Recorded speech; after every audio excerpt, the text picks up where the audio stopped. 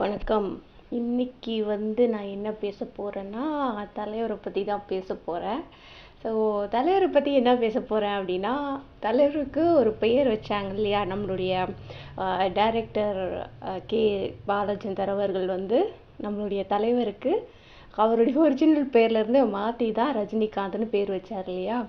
So எந்த சூழ்நிலையில இவருக்கு ரஜினிகாந்த் அப்படிங்கிற பேர் வந்துச்சு, எப்படி வச்சாங்க அப்படிங்கிறத ஒரு சின்ன ஒரு பதிவாக போடலாம் அப்படின்னு சொல்லி எனக்கு தோணுச்சு. ஸோ அதை தான் இங்கே உங்களுக்காக கொடுத்துட்ருக்கேன். அண்ட் எதுக்காக வச்சாங்க நம்மளுக்கு தெரியும். இவர் பாலச்சந்தர் அவர்கள் தான் அவருக்கு பேர் வச்சாங்கன்னு தெரியும். அது அவர் ஹோலி டேயில் தான் வச்சாங்க அப்படின்னு சொல்லிட்டு இவரே நிறைய மேடைகளில் சொல்லியிருக்காங்க.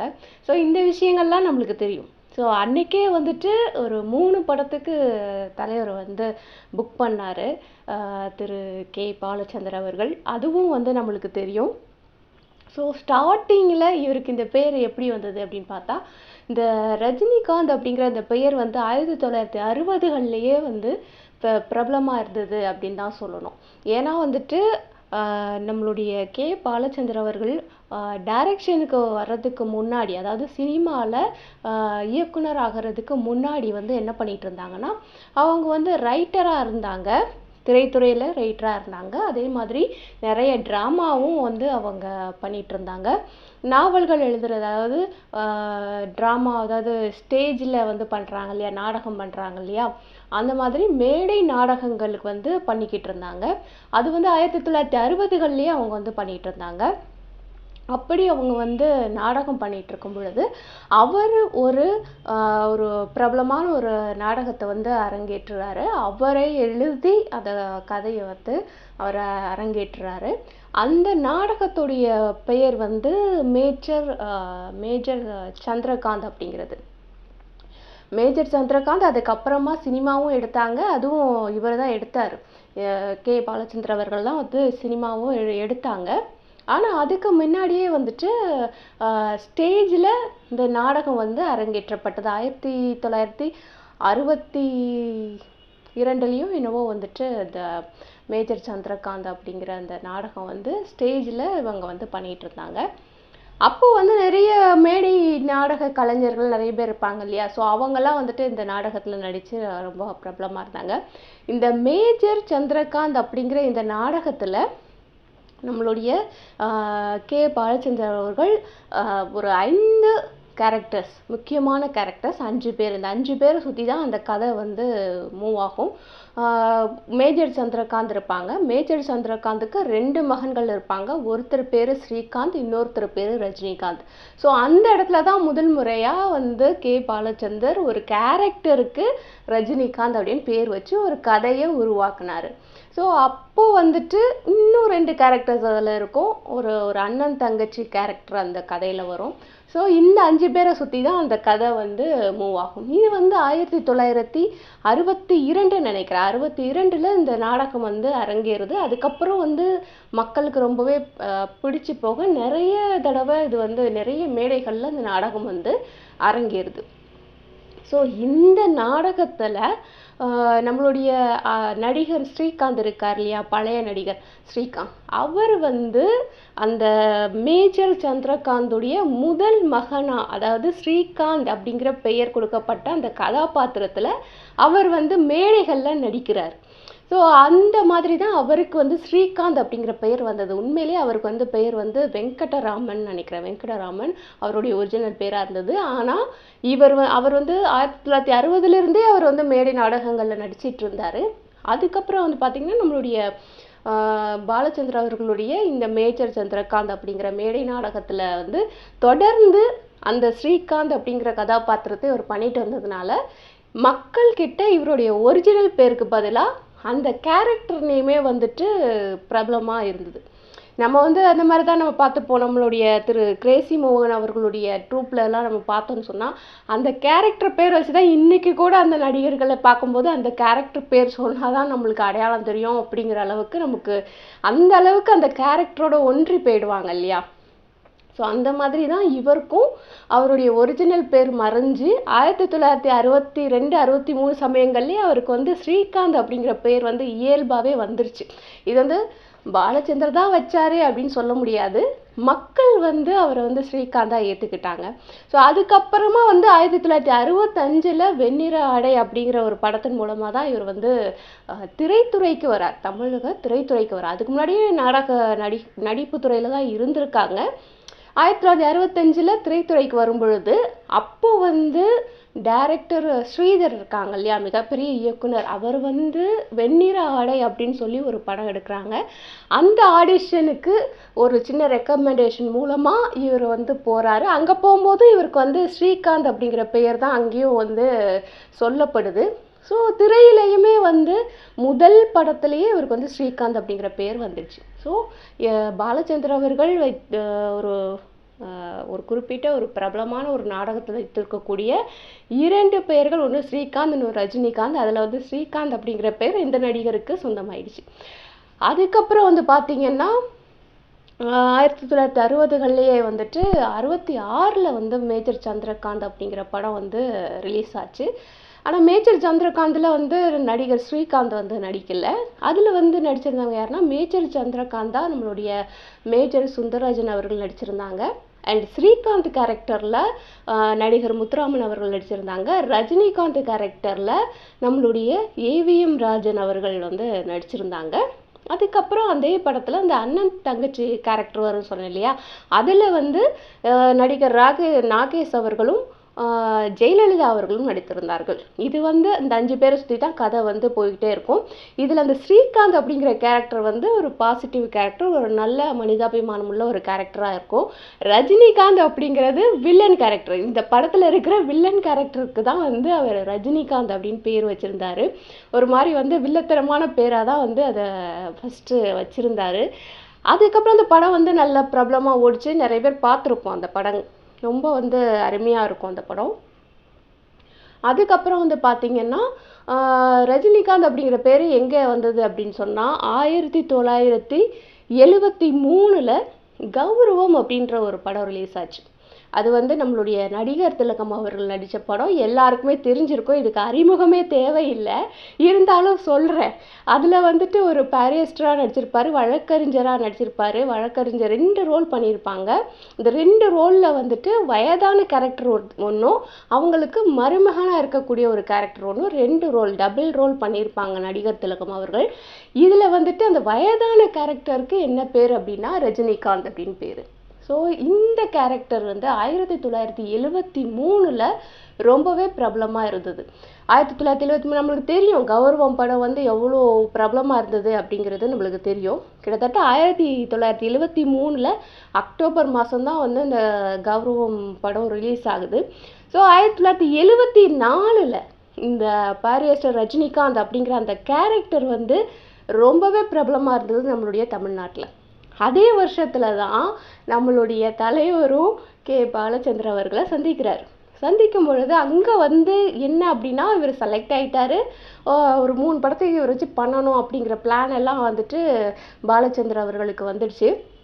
ஆல்மோஸ்ட் 3 படத்துக்கு புக் பண்ணிட்டாரு. ஆனால் இவருடைய பேர் என்னவா இருந்ததுன்னா சிவாஜி அப்படின்றது. சிவாஜி ராவ் தான் இவருடைய ஒரிஜினல் பெயர் அப்படிங்கிறது நம்ம எல்லாருக்குமே தெரியும். அப்போ 1973-74 ஆல்ரெடி வந்து நம்மளுடைய நடிகர் திலகம் இருக்காங்க. அவங்களுக்கும் வந்து சிவாஜின்னு தானே நம்ம வந்து பேர் வச்சுருக்கோம். அவங்களுடைய ஒரிஜினல் பேர் வந்து கணேசன் தான். அவங்க சிவாஜி கேரக்டர் பண்ணதுனால மக்களாக வந்து ஏற்றுக்கொண்ட ஒரு பெயர் அப்படின்னு தான் வந்து சிவாஜி அப்படிங்கிறது. அதுதான் கடைசி வரைக்கும் நின்றுச்சு. அவங்களோட ஒரிஜினல் பெயரை விட மக்கள் கொடுத்த அந்த சிவாஜி அப்படிங்கிற பேர் தான் கடைசி வரைக்கும் நிலைச்சு நின்றுச்சு. அப்போது 1975 ஆல்ரெடி வந்து ஒரு சிவாஜி இருக்காரு. அப்போது இவங்களோட ஒரிஜினல் பேரை நம்ம அந்த இடத்துல போட முடியாது இல்லையா, ஸோ பேரை மாற்றி தான் ஆகணும். அப்படிங்கிறப்போ அந்த காலகட்டத்தில் ஏற்கனவே பிரபலமாக இருந்த ஒரு பெயர் தான் ரஜினிகாந்த் அப்படிங்கிற பெயர். ஏன்னா அந்த கேரக்டர் வைஸ் சிவாஜி கணேசன் அவர்கள் நடித்த அந்த கௌரவம் படத்தில் இருக்கக்கூடிய அந்த ரஜினிகாந்த் அப்போ ஃபேமஸாக இருந்தார். ஸோ அந்த பெயர் இவர் உருவாக்குனது யார்? கே பாலச்சந்தர் அவர்கள் உருவாக்குனது. 1962 இவருடைய கதைகளில் ரஜினிகாந்த் அப்படிங்கிற பெயரை இவர் வந்து உபயோகிச்சுட்டு இருந்தார்.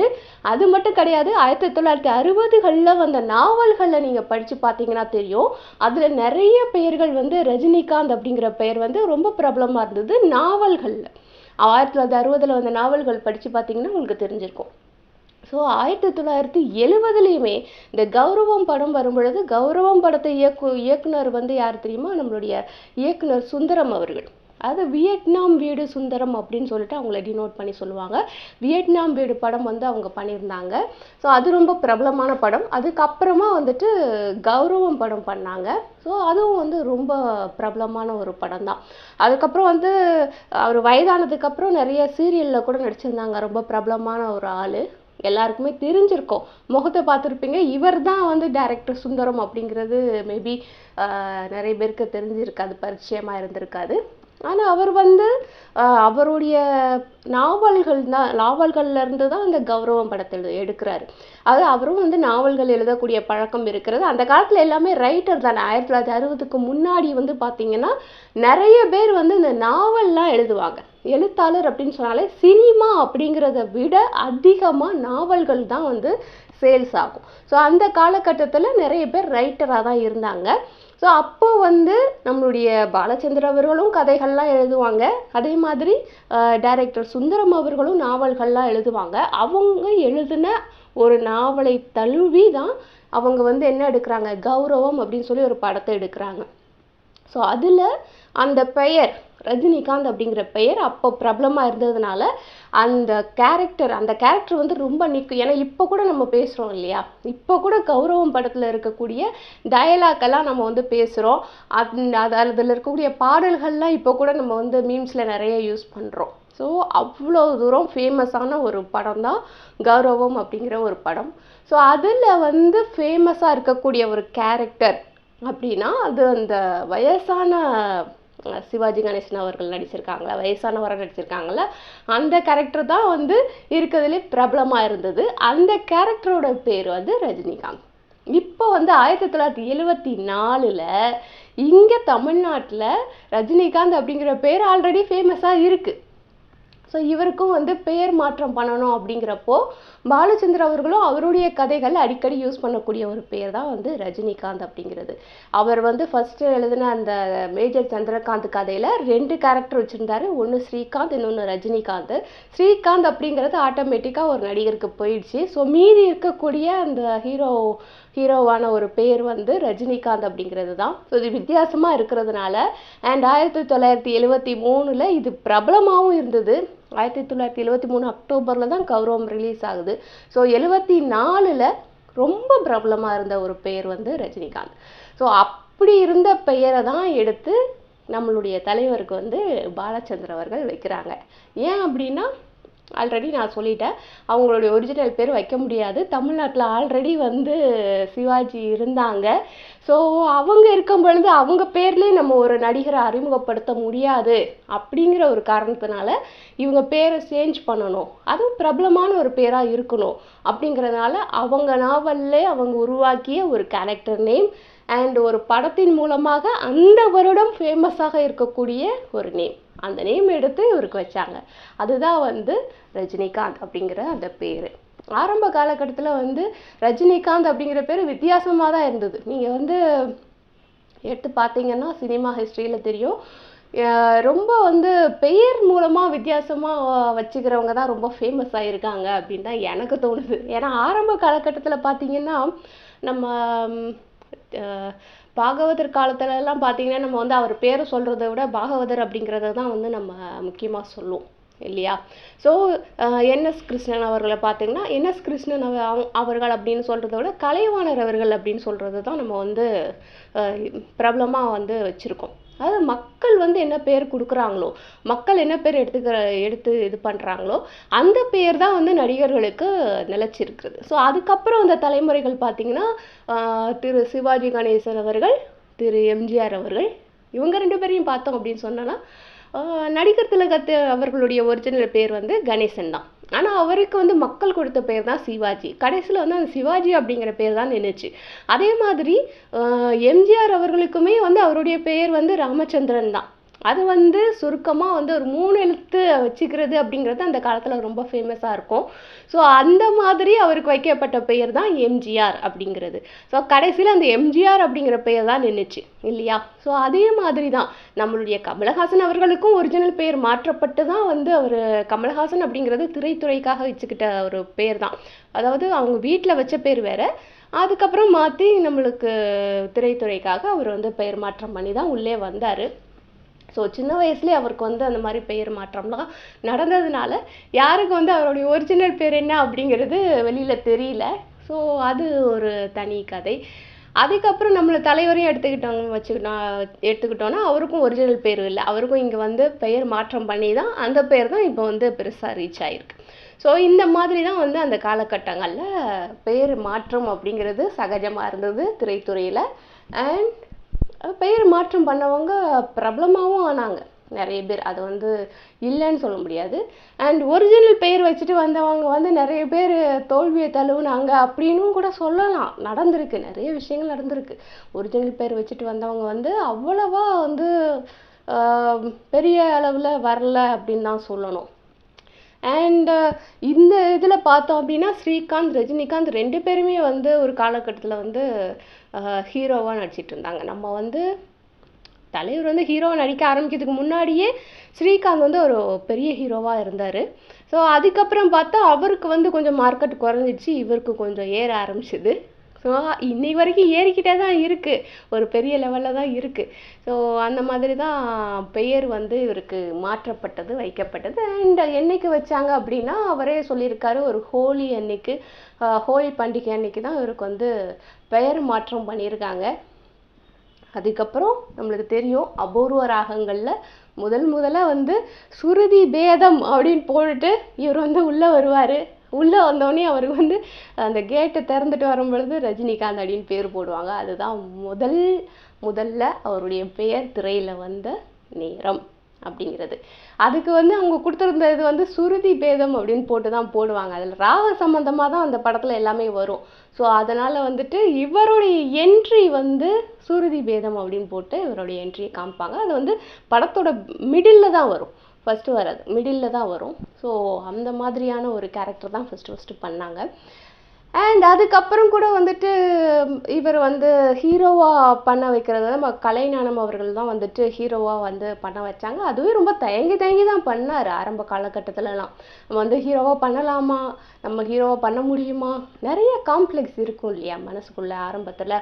அந்த மாதிரியான காம்ப்ளெக்ஸு நம்மளுக்கு வேறு நிறம் வேற கம்மி, கருப்பாக இருக்கும். எல்லோரும் வந்து வெள்ளையாக இருக்கிறவங்கள தான் சினிமாவில் காமிப்பாங்க, நம்ம கருப்பாக இருக்கிறோம். ஸோ இந்த மாதிரி நிறைய காம்ப்ளெக்ஸ்லாம் அப்போ இருந்திருக்கும். ஸோ அதையும் தாண்டி இவர் மேலே மற்றவங்க வச்ச நம்பிக்கை தான் ஆரம்ப காலகட்டத்தில் இவர் வந்து ஹீரோவாக வர்றதுக்கான வாய்ப்பு வந்து அதிகமாக இருந்தது.